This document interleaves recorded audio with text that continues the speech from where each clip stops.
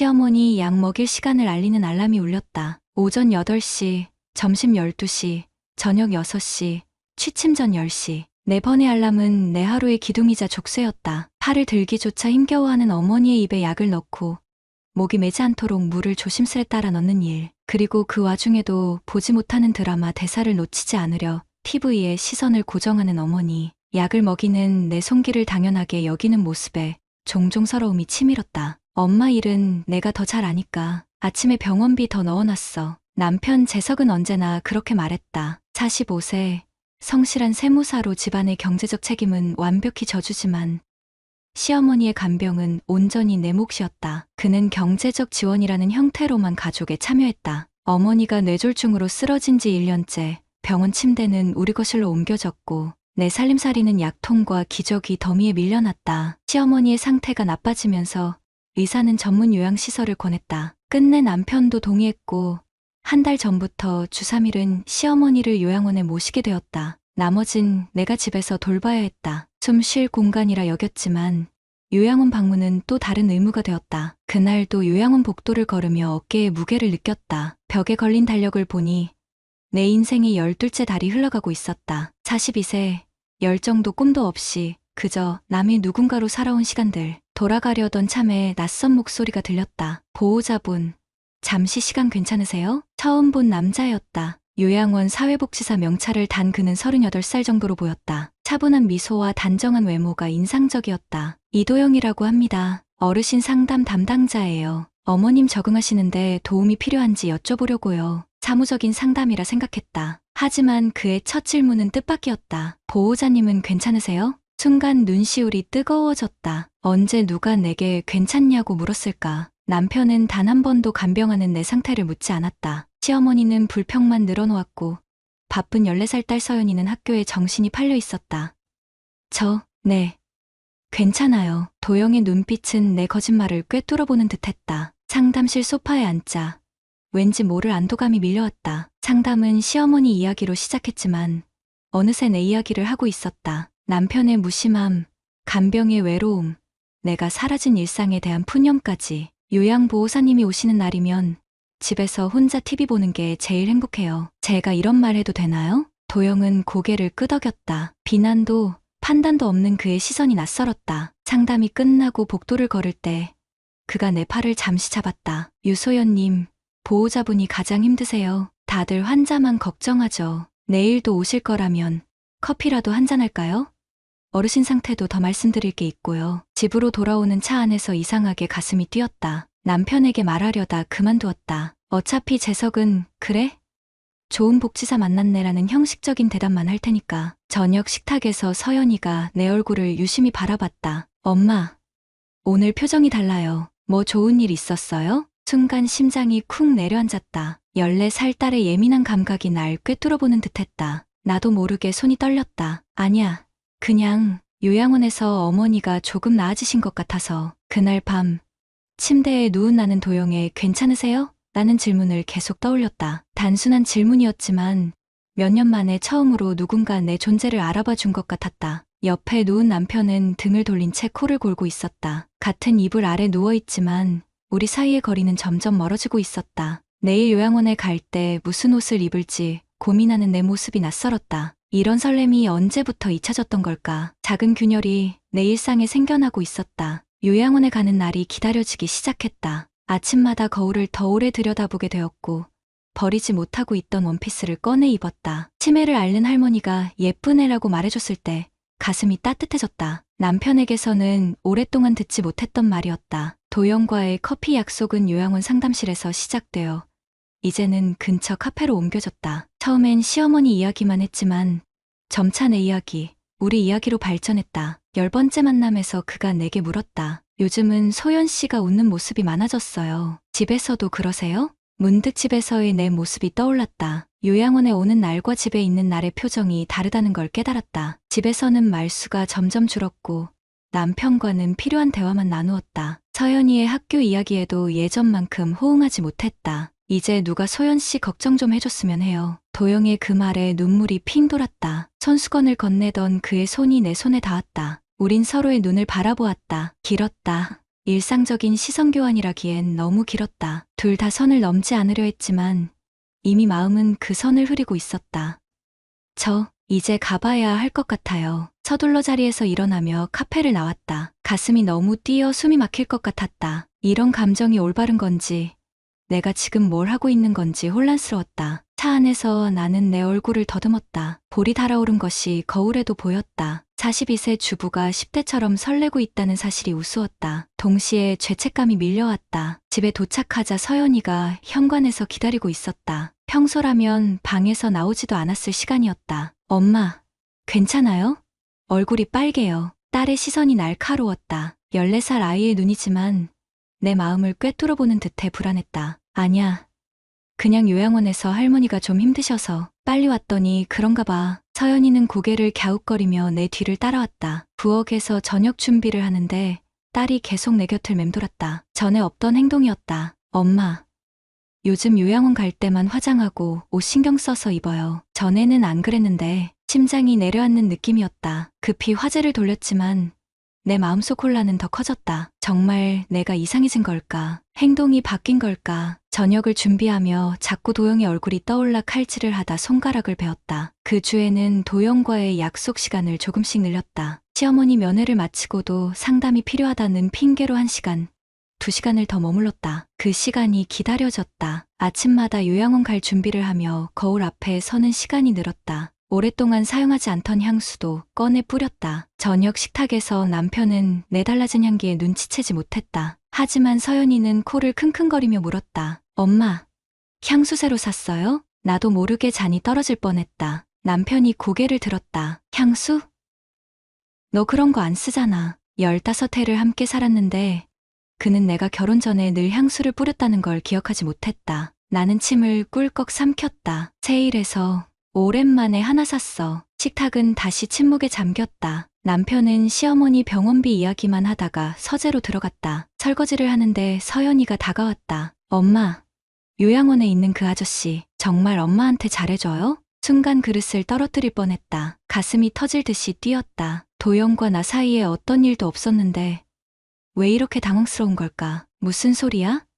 그냥 상담해주는 선생님이야. 서연이는 말없이 내 얼굴을 바라보다가 천천히 고개를 끄덕였다. 그 눈빛에 죄책감이 밀려왔다. 딸 앞에서도 거짓말을 하고 있는 내가 낯설었다. 그날 밤 폭우가 쏟아졌다. 내 마음속에도 혼란의 빗줄기가 내리쳤다. 도영에게 느끼는 감정이 단순한 호감인지 마음으로 시작된 외도인지 구분할 수 없었다. 아무 일도 일어나지 않았는데 왜 이렇게 죄책감이 들까? 남편이 코를 골며 깊이 잠든 옆에서 나는 천장만 바라보며 밤을 지새웠다. 다음 요양원 방문 날짜를 달력에 동그라미 치면서 나는 나도 모르게 입술을 깨물었다. 이대로 괜찮은 걸까? 마음이 흔들리는 건 이미 선을 넘은 게 아닐까? 주말 아침 평소보다 일찍 일어난 남편이 침대 옆 테이블에 놓인 내 휴대폰을 만지고 있었다. 화들짝 놀라 벌떡 일어났다. 남편은 내 반응에 한쪽 눈썹을 올렸다. 알람이 계속 울려서 배터리 얼마 안 남았길래 충전기 꽂아줬어. 심장이 빠르게 뛰었다. 왜 이렇게 불안한 걸까? 메시지 앱에는 도영과 나눈 대화가 남아있었다. 대부분 시어머니 상태에 관한 것이었지만 가끔 오늘도 힘내세요. 소연 씨와 같은 문장이 있었다. 딱히 문제될 내용은 아니었는데 왜 이렇게 당황스러웠을까? 요양원에 같이 가봐야겠어. 어머니가 많이 좋아지셨다며? 갑작스러운 남편의 제안에 나도 모르게 컵을 떨어뜨렸다. 도영을 만나는 공간에 남편이 함께한다는 생각에 당황스러움과 죄책감이 뒤섞였다. 갑자기 어머니가 보고 싶으신 거야? 요양원 얘기만 나오면 피곤하다던 남편이었다. 그의 눈빛이 나를 관통하듯 날카로웠다. 마치 내 마음속을 들여다보는 것 같았다. 요즘 내가 요양원 얘기를 많이 하잖아. 궁금해졌어. 얼굴에 열이 올랐다. 요양원 얘기가 아니라 도영 얘기를 많이 했던 건 아닐까 불안했다. 남편이 모르는 척 눈치를 챘다면?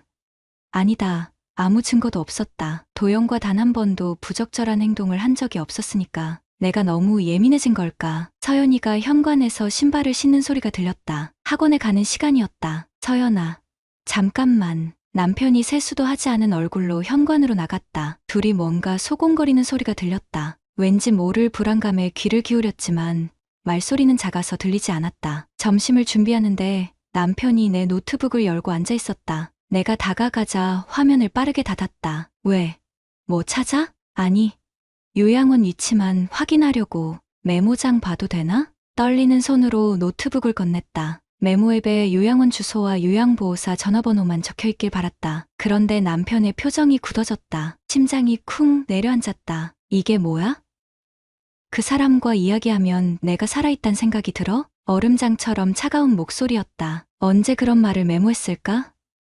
기억도 나지 않았다. 아마 밤늦게 잠 못 들고 감정을 정리하다 무심코 적었나 보다. 말문이 막혔다.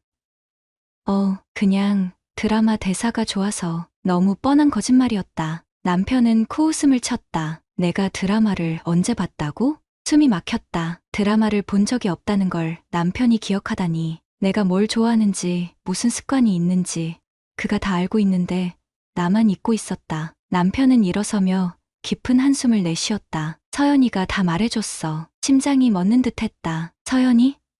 내 딸이?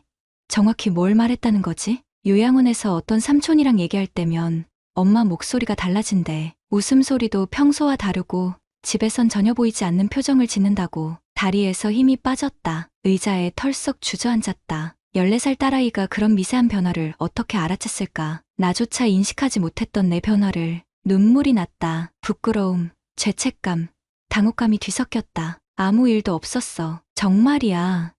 그냥. 남편은 손을 들어 내 말을 막았다. 그의 눈에는 분노보다 깊은 상처가 보였다. 요양원에서 봤을 때 그냥 기분 좋아 보였어. 누가 너한테 그렇게 말해주는지 궁금했을 뿐이야. 그제서야 깨달았다. 남편이 요양원에 간 적이 있었다는 뜻이었다. 언제? 어떻게? 도영과 내가 카페에 있을 때 혹시 봤던 걸까? 머릿속이 하얘졌다. 주방 벽시계가 똑딱거리는 소리만 크게 들렸다. 긴 침묵 끝에 남편이 입을 열었다. 이번 주 수요일, 어머니 면회 가는 날 내가 같이 갈게. 운전해 줄게. 거절할 수 없었다. 입술을 깨물었다. 도영에게 어떻게 설명해야 할까? 남편과 마주치면 어떡하지? 그런데 그 전에 내가 해야 할 설명이 남았다. 재석아, 난 정말 그 사람과 아무 일도. 남편은 고개를 끄덕였다. 알아. 그래도 우리 같이 가보자. 내가 왜 그렇게 요양원 가는 날만 기다리는지 보고 싶어. 화내지 않는 그의 반응이 오히려 더 무서웠다. 내 마음을 알고 있으면서도 참는 모습. 평생 감정 표현에 서툴렀던 남편이 이렇게 차분할 수 있다는 게 의외였다. 그날 저녁 서연이의 방 불이 늦게까지 켜져 있었다. 조심스레 문을 두드리고 들어갔다. 서연이는 책상에 엎드려 있었다. 서연아, 엄마한테 화났니? 고개를 들어 나를 바라보는 딸의 눈에는 눈물이 고여 있었다. 엄마, 아빠가 매일 밤소리 없이 울어요. 나도 봤어요. 요양원에서 엄마랑 그 선생님이 웃는 거. 가족이 무너지는 것 같아서 무서웠어요. 가슴이 메였다. 내 작은 딸이 온 가족의 무게를 혼자 짊어지고 있었던 건가. 서연이를 꼭 안아주었다. 내 눈물이 딸의 어깨를 적셨다. 미안해. 정말 미안해. 엄마가 혼란스러웠던 거야. 하지만 내 아빠를 사랑해. 이건 그냥 실수였어. 서연이의 어깨가 흔들렸다. 그 순간 복도에서 숨소리가 들렸다. 고개를 돌리니 남편이 문간에 서 있었다. 언제부터 듣고 있었을까? 눈이 마주쳤을 때 그의 눈빛에는 깊은 아픔과 함께 희미한 희망이 보였다. 수요일, 운명의 날이 다가오고 있었다. 수요일 아침, 화장대 앞에 앉았다가 화장품을 모두 치웠다. 평소보다 더 신경 써서 꾸미려던 마음조차 부끄러워졌다. 차 안에서 남편은 평소와 다름없었다. 회사 이야기, 세금 이야기를 하며 운전대를 잡은 그의 목소리가 담담했다. 내 가슴은 마구 뛰고 있는데 도영에게 문자라도 보내볼까 생각했지만 그러면 더 이상한 상황이 될 것 같았다. 차창 밖으로 스쳐 지나가는 풍경처럼 마음도 흔들렸다. 정말 내가 원한 건 뭐였을까? 단지 누군가 내 존재를 알아봐주는 것? 아니면 남편에게 없는 것을 찾으려 했던 걸까? 요양원 주차장에 도착했을 때 숨이 막혔다. 이제 곧 세 사람이 같은 공간에 있게 된다. 평소처럼 행동해야 하는데 연기 같은 건 해본 적 없는데 차에서 내리기 전 남편이 내 손을 잡았다. 따뜻했다. 오랜만에 느껴본 그의 체온이었다. 괜찮아. 그냥 어머니만 만나고 가자. 1층 로비에 들어서자마자 도영과 마주쳤다. 그가 환자 차트를 들고 나오던 참이었다. 심장이 멎는 듯했다. 도영의 표정이 순간 굳었다가 전문가다운 미소로 바뀌었다. 안녕하세요, 보호자님. 오늘은 남편분도 함께 오셨네요. 45세, 남편과 38세의 젊은 사회복지사, 나란히 서 있는 두 남자를 보는 것이 어색했다. 남편은 조용히 고개를 숙여 인사했다. 예상했던 날카로운 눈빛이나 긴장된 분위기는 없었다. 어머님 방 안내해 드릴게요. 도영이 앞장섰다. 엘리베이터에서 우리 셋은 침묵했다. 숨막히는 공기였다. 도영은 평소보다 더 공손하고 사무적이었다. 남편은 담담한 표정이었지만 턱 근육이 미세하게 경직되어 있었다. 그는 이미 다 알고 있었다. 아직 일어나지 않은 일까지도. 시어머니 병실에 도착했을 때 도영이 조용히 양해를 구하고 자리를 떴다. 안도와 실망이 동시에 밀려왔다. 재석은 어머니의 손을 잡고 오랫동안 이야기했다. 그동안 나는 머릿속이 하얘진 채로 의자에 앉아 있었다. 남편의 어머니를 위하는 마음, 그동안 내게 맡겼던 간병의 무게, 그리고 평소 감정을 잘 표현하지 않았던 그의 성격까지 모든 것을 다시 보는 기분이었다. 면회를 마치고 나올 때 도영이 복도 끝에서 우리를 바라보고 있었다. 남편이 화장실에 간 사이 도영이 내게 다가왔다. 괜찮으세요? 전화하려고 했는데 혹시 남편분이. 급히 고개를 저었다. 남편이 내 메모를 봤다는 이야기를 하고 싶지 않았다. 여전히 도영의 목소리는 따뜻했고 눈빛은 다정했다. 하지만 이제 그 따뜻함이 단순한 위로가 아니었다는 걸 알았다. 그리고 내가 그것을 원했다는 것도. 괜찮아요. 그냥 이제 남편과 함께 올 것 같아요. 도영의 표정이 미묘하게 변했다. 실망? 안도? 무엇이었을까? 그때 남편이 돌아왔고 세 사람은 로비에서 다시 만났다. 재석이 도영에게 명함을 건넸다. 그동안 아내와 어머니를 잘 챙겨주셔서 감사합니다. 사무적인 인사였다. 하지만 그 말 뒤에 숨은 의미를 우리 셋 모두 알고 있었다. 이제 내가 챙기겠다는 뜻이었다. 집으로 돌아오는 차 안에서 우리는 침묵했다. 도영에 대해, 내 감정에 대해, 앞으로 우리에 대해 어떤 이야기도 나누지 않았다. 창밖으로 흐르는 풍경만이 시간의 흐름을 알려주었다. 집에 도착해서도 남편은 평소와 다름없이 행동했다. 서재에 들어가 일하고 저녁을 먹고 TV를 보다가 잠자리에 들었다. 그 평온함이 오히려 더 불안했다. 폭풍 전의 고요 같았다. 그 다음 날도 우리는 도영에 대해 이야기하지 않았다. 마치 그런 일이 없었던 것처럼. 하지만 내 마음은 갈피를 잡지 못했다. 무슨 말이라도 해야 할 것 같았다. 미안하다고, 아무 일도 없었다고, 그저 마음이 혼란스러웠을 뿐이라고. 일주일이 지난 금요일 저녁 식탁을 차리며 넋을 놓고 있었다. 서연이가 학원에 간 시간, 남편과 단둘이 있는 집안은 너무 조용했다. 괜찮아? 갑작스러운 남편의 물음에 접시를 떨어뜨릴 뻔했다. 15해 동안 거의 들어본 적 없는 질문이었다. 그가 내게 걱정을 묻는 것이. 눈물이 왈칵 쏟아졌다. 숨이 가빠졌다. 어떻게 괜찮을 수가 있어? 나 혼자 모든 걸 감당하는데 당신은 한 번도 내가 힘든지 물어본 적 없잖아. 그저 집안일, 육아, 시어머니 간병까지 당연하다는 듯이. 참았던 감정이 터져나왔다. 소리치고 있는 내 모습이 낯설었다. 그동안 억눌렀던 모든 것들, 외로움, 소외감, 인정받고 싶은 마음까지. 남편은 묵묵히 내 말을 들었다. 그래서 그 사람한테 마음이 갔던 거야? 위로받고 싶어서? 날카로운 질문에 숨이 막혔다. 하지만 진실을 말해야 했다. 그 사람은 그냥 내 존재를 알아봐줬어. 당신도, 시어머니도, 심지어 서연이도 가끔은 내가 없는 사람처럼 대했는데. 남편의 표정이 흔들렸다. 늘 감정을 감추던 그의 눈에 물기가 맺혔다. 맞아, 내가 혼자 다 했지. 내가 너무 당연하게 생각했어. 아내니까, 엄마니까 당연히 할 거라고. 그가 천천히 다가와 테이블 위에 놓인 내 손을 잡았다. 따뜻했다. 요양원 복지사의 손이 아닌 15년을 함께 살아온 남편의 손이었다. 이제라도 묻고 싶어. 괜찮았냐고. 그동안 많이 힘들었지? 그 한마디에 모든 벽이 무너졌다. 어떻게 이렇게 단순한 말 한마디가 이토록 큰 위로가 될 수 있는지. 남편의 품에 안겨 울었다. 그간의 모든 감정을 쏟아내듯이. 그도 내 등을 토닥이며 눈물을 흘렸다. 미안해. 난 정말 아무 일도. 남편은 고개를 저었다. 알아. 상처받은 마음이 다른 곳에서 위로를 찾은 거지. 그럴 수 있어. 식탁의 반찬들은 식어갔지만 우리 사이엔 오랜만에 따뜻한 대화가 이어졌다. 서로의 상처와 기대, 실망과 희망까지. 남편의 진심 어린 사과, 그리고 내 혼란스러웠던 마음까지 모두 꺼내놓았다. 당신이 내 손을 잡아주었다면 그 사람의 위로는 필요 없었을 거야. 순간 알 수 없는 후회와 안도감이 교차했다. 도영은 그저 내 삶의 균열을 비춰준 거울이었을 뿐이었다. 우리의 회복은 이제 시작이었다. 그날 이후 우리의 관계는 달라졌다. 하지만 15년 동안 쌓인 문제가 하루아침에 해결될 리 없었다. 남편은 요양원 일을 더 이상 내게만 맡기지 않았다. 간병 도우미를 따로 고용했고 주말마다 함께 시어머니를 보러 갔다. 도영은 더 이상 내 담당이 아니었다. 다른 사회복지사로 변경을 요청했다고 했다. 내 마음에 잠깐 스쳐간 아쉬움은 죄책감으로 바꿔 삼켰다. 재석이 처음으로 가족 상담을 제안했을 때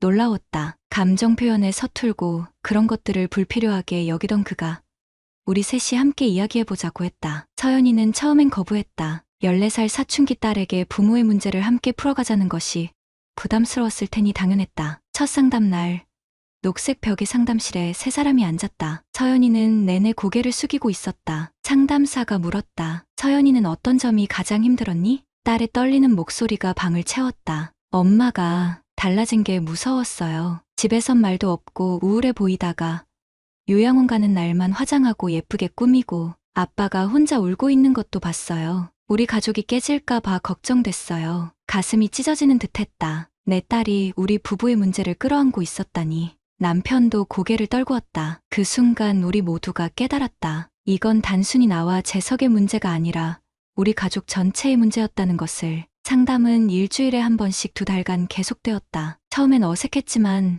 점점 솔직한 대화가 오갔다. 내가 얼마나 외로웠는지, 아이와 남편이 얼마나 나를 필요로 했는지, 그리고 서로에게 바라는 것들. 상담사는 시어머니 간병으로 인한 번아웃 소진이 우리 가족 균열의 한 원인이라고 짚었다. 감정적 외도는 그 균열에서 파생된 증상이었던 것이다. 부부는 서로의 신호를 놓치기 쉽습니다. 특히 오랜 세월 함께하다 보면요. 상담사의 말이 가슴에 와닿았다. 남편은 경제적 책임을 다하는 것으로 가족 사랑을 표현한다 생각했고 나는 인정과 공감이 필요했다. 서로 다른 언어로 사랑을 말하고 있었던 것이다. 경제적인 문제도 솔직히 논의했다. 요양원 비용과 간병인 고용으로 가게가 빠듯해졌지만 재석은 기꺼이 야근을 줄이고 시간제 업무로 전환했다. 내게도 변화가 필요했다. 남편에게 모든 경제적 부담을 떠넘기는 건 공평하지 않았다. 나도 일하고 싶어. 서연이가 이제 중학생이니까 파트타임이라도. 오랜만에 찾아온 내 의욕에 남편은 깜짝 놀랐다. 그리고 곧 행동으로 옮겼다. 지인의 사무실에서 주 3일 격리 업무를 시작했다. 시작은 어색했지만 내 힘으로 돈을 버는 기쁨이 컸다. 첫 월급으로 우리 가족 식사를 대접했을 때의 뿌듯함은 잊을 수 없다. 서연이와의 관계도 달라졌다. 상담사의 조언대로 주말마다 둘만의 시간을 가졌다. 처음엔 카페에서 어색하게 앉아 있었지만 점차 대화가 늘었다. 내 딸이 어떤 꿈을 꾸는지, 어떤 고민이 있는지 들었다. 놀랍게도 서연이는 심리학자가 되고 싶다고 했다. 우리 가족이 겪은 일이 그 아이의 미래를 바꿔놓은 것 같아 마음이 아팠다. 엄마, 그 요양원 선생님, 이제 안 만나요? 어느 날 서연이가 조심스레 물었다. 솔직히 대답했다. 안 만나. 사실 엄마가 혼란스러웠던 거야. 그분은 엄마가 힘들 때 위로해 주셨지만 그게 다야. 엄마의 진짜 자리는 여기.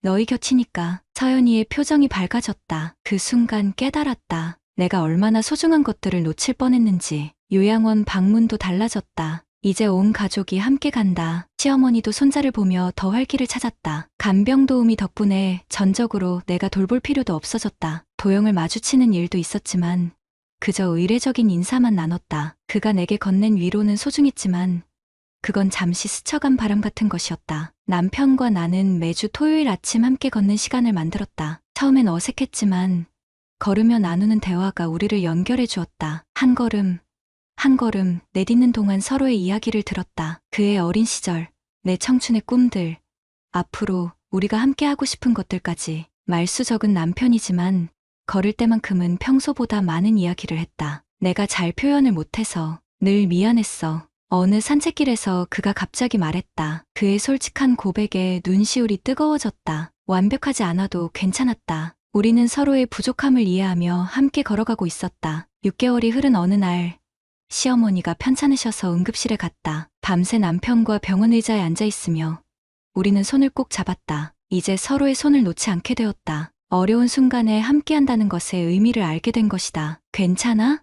남편이 물었다. 예전 같았으면 당연히 괜찮아라고 거짓말했을 테지만 이제는 솔직히 대답할 수 있었다. 조금 힘들어. 하지만 당신이 곁에 있어 다행이야. 지금 우리 결혼 생활이 완벽하다고 말할 수는 없다. 여전히 다투기도 하고 서로를 이해하지 못하는 순간도 있다. 시어머니 간병이 쉬워진 것도 아니다. 하지만 이제 우리는 함께 문제를 맞닥뜨린다. 더 이상 나 혼자가 아니다. 얼마 전 우연히 도영을 마주쳤다. 그가 다른 병원으로 이직한다고 했다. 잠시 침묵이 흘렀고 그가 물었다. 행복하세요? 대답 대신 미소를 지었다. 감사함과 미안함이 담긴 미소였다. 그는 알아챈 듯 했다. 가을의 마지막 날, 우리 가족은 함께 공원을 거닐었다. 남편이 내 손을 자연스럽게 잡았다. 예전에는 상상도 못했던 일이다. 서연이는 앞서 걸으며 자기 또래들처럼 휴대폰을 보며 킥킥거렸다. 소연아. 남편이 내 이름을 불렀다. 그의 목소리엔 따뜻함이 담겨 있었다. 앞으로도 내가 놓치는 게 있으면 말해줘. 내 마음을 알고 싶어. 그 순간 깨달았다. 내 손을 잡아준 건 도영이었지만 놓지 않은 건 남편이었다. 그리고 그 손을 계속 잡고 싶은 건 나였다. 결혼 생활은 한 번의 실수로 무너지는 게 아니라 매일의 노력으로 다시 세워지는 것이었다. 인생의 길에는 많은 균열이 있다. 그 틈으로 다른 무언가가 들어올 수도 있다. 하지만 중요한 건 그 균열을 어떻게 메우냐는 것이다. 우리 부부는 그 균열을 통해 서로를 다시 보게 되었다. 금이 간 도자기를 금으로 메우는 금긋기처럼 우리의 상처는 새로운 이해와 사랑으로 채워지고 있었다. 완벽하진 않지만 우리는 함께 걷고 있다. 그것으로 충분하다. 구독자님들, 오늘 사연 댓글로 공유해 다른 분들과 함께 의견 나눠보세요. 저도 읽어보며 소통하겠습니다.